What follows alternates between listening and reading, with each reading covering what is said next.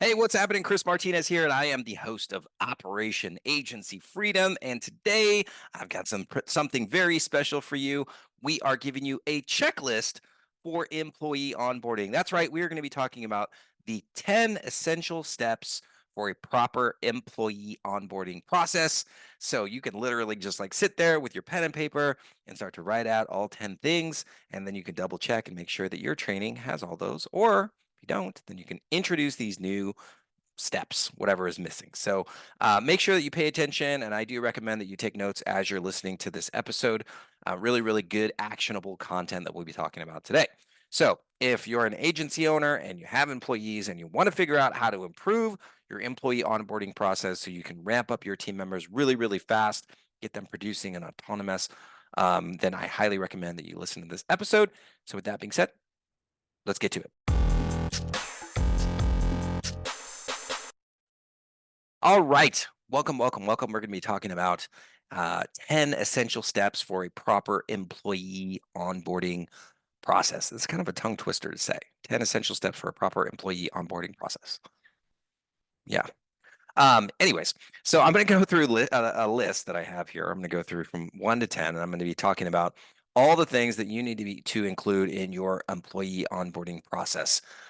It's really important. And I'm just, before I jump into the 10, I just want to take a second to just talk about the importance of having a plan specifically for this, because I do believe it's one of those things that we kind of like overlook a lot of the times because we're in such a rush to hire, right? Like your agency grows really fast, and you're like, holy crap, I need this position.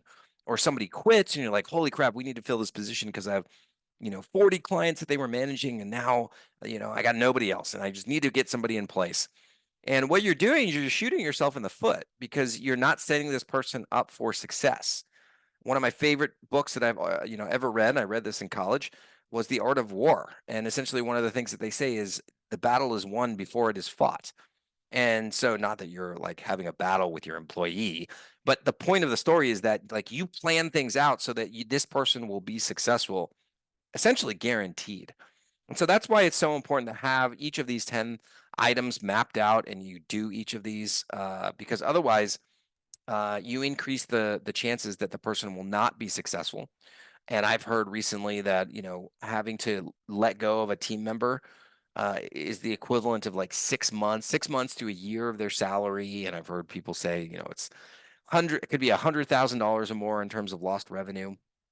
Whatever those metrics, we know that it sucks. We know that it sucks to have to replace somebody, or if you hire somebody and you're all excited for them and then they fail. Like, not only does that hurt the business, and does it hurt hurt you guys financially, but morally it sucks. You start to second guess yourself, and you're like, like, man, do I know what I'm doing? Like, why can't I find the right person?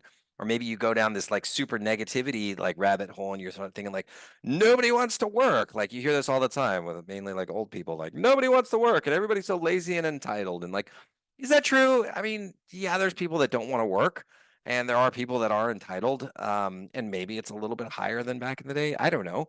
I don't know what the data necessarily suggests. I do know that there are a lot more options that people have for work, and I do know from personal experience that most people don't know how to hire and train.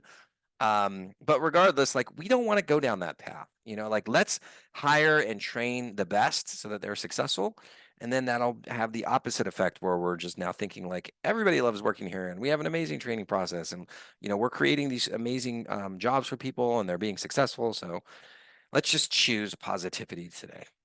All right. So with that being said, let's go into our top 10 checklist. So the first one is the preparation. So you do want to have a plan for how you're going to train this individual. And so what I recommend, and we have trainings on this specifically, is that you map out those first 90 days, because those first 90 days are going to be crucial. That's essentially where you're making the decision if this person is the right fit. So I would map out the first 90 days, and I would literally go week by week. And I would advise you to put this inside of your project management system, like your ClickUp.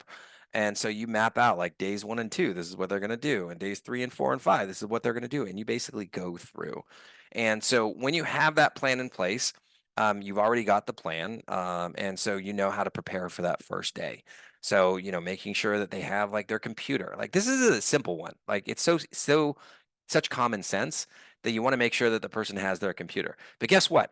If you don't have this on the checklist and they show up to their first day and you don't have a computer ready for them, one, it sets a bad precedent with the employee. They're like, are they even like expecting me? And then two, you personally waste half your freaking day trying to chase down a computer for this individual. So it not only costs them time, it's costing you time. So plan ahead, make sure that they have the right equipment, make sure that they have a workstation, make sure that they have their email set up. All of this needs to be done prior to their first day of work.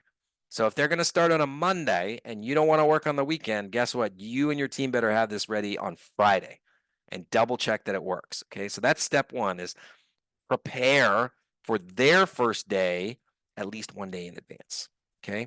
Second thing, and this also goes in your plan, like literally this could be part of your plan, is the welcome and introduction. So most of the time I see people starting on a Monday. And most agencies have a company kickoff meeting or whatever you want to call it on Monday mornings. So I would recommend that you do an intro of that for that person on that meeting, right? Introduce them to all the team members, everybody in the company. And then after that, also you want to introduce them to like their direct manager, the department heads, all the department heads, not just their direct manager, and just make it a friendly environment, like where people are like saying hi and like, hey, it's nice to know you. And what we do most of the time is we'll have like an icebreaker question. So we'll say like, what was your first concert that you went to? Or if you were an animal, what animal would you be? I don't know. There's like a million icebreaker questions, and then everybody else can go around the room. And so, like that first day of work is really, really like intimidating. I don't know if you guys remember, because for me, it's been 13 years, 12 years since I had my first like quote unquote job and like had my first day at work. Like that first day is kind of scary. It's almost like going to a new school and you're like kind of worried if you're going to be like Caddy Heron eating lunch in the bathroom by yourself. So you want to make sure that there's a warm welcome. So that's step number two. Number three is you want to have a comprehensive orientation. So essentially, like, I don't know if you went to college orientation, but essentially it's like a college orientation where you're familiarizing the company or the employee with the company culture and the history. And this is where I actually think that there's a mix of like one-on-one, like, hey, um, this is our company culture, and like, I've been working here for 20 years and blah blah blah blah. But I do believe that you can record some really cool videos that talk through the history of the company. So like for me, we have a video training like this for our company. I talk about how my dad died of cancer and how my first business was a soccer magazine, and then I lost all my money, and then I taught myself how to build websites and taught myself about digital marketing, and then that led to me getting a job in digital marketing. And then I got the idea for Dude, and we started out as an agency. And then we went down to Mexico and opened up a company there. And then that evolved into Dude doing the outsourcing. And then that evolved into consulting and so on and so forth. Like you can create some really cool videos, like talking about the company and like where we came from and all the adversity that we had to overcome. And so essentially that new hire is learning about the company and they're like, wow, this is a really cool organization. Like I'm really happy to be here. So yeah, that's definitely you want to go over in your orientation. So that's number three. By the way, if you want to see our training video, I think we have that. I got to talk to my assistant or my wife, and we can probably find that video. Just email me and I'll find a way to get it to you so you can see what it is that we do. So number four is review of job responsibilities and expectations. So you need to have a job description. You created your job post from the job description that you have, but this is very, very important that you review it again with the new hire. And ideally, it's going to be with their direct manager and then maybe like the hiring manager. When they were going through the interview process and you told them about their job responsibilities and the expectations, I mean, of course they're listening and they're nodding their head, but there's like so many other things that they're worried about that they're probably not even like paying attention to you. So you will definitely need to go through their job description again. and review that and go through all the expectations. I would also go through the timeline that you've already outlined for them and their trainings and just say, hey, at the end of month 1, this is what we expect you to be able to do. At the end of month 2, we expect you to be here. And at the end of 90 days, this is where we expect you to do. Set that, get it all out on the table, right? Like have those conversations with the person and then also solicit feedback. So, like if they don't think that they can hit a certain goal by a certain date, talk through it. And maybe you have to give them some more advanced training so that they can get to that level. Or, I wouldn't necessarily adjust the timeline, but I do want to hear from the person if they're a little bit hesitant or they don't think that they'll be able to hit those specific goals. But, 99 times out of 100, when you review those responsibilities with the person and the expectations, they will rise to the occasion. They will figure out a way to hit those targets. So that's number 4.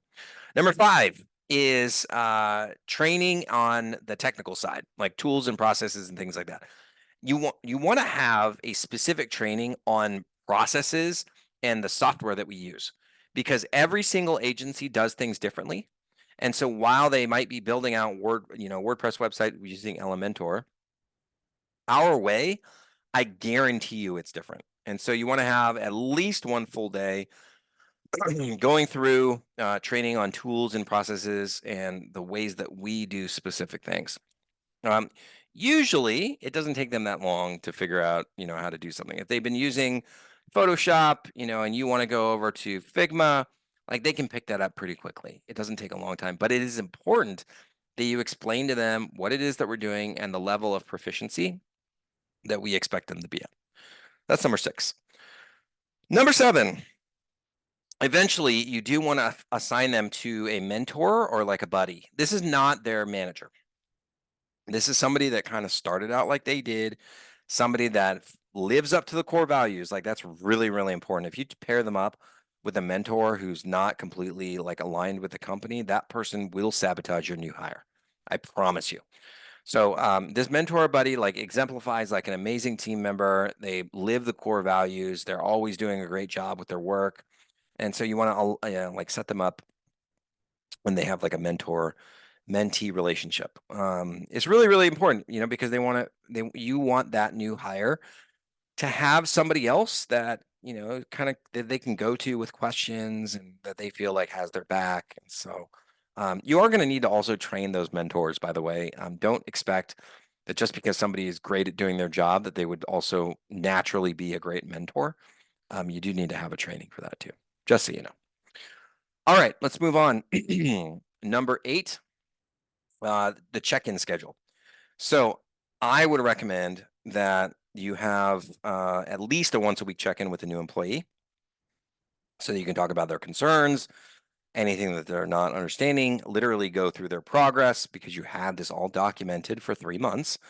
And you say like, you check in and see that they're going through all the trainings and making sure that they're talking to their mentor, and maybe there's other team members in the company they need to integrate with if they're supposed to show up and like shadow on calls.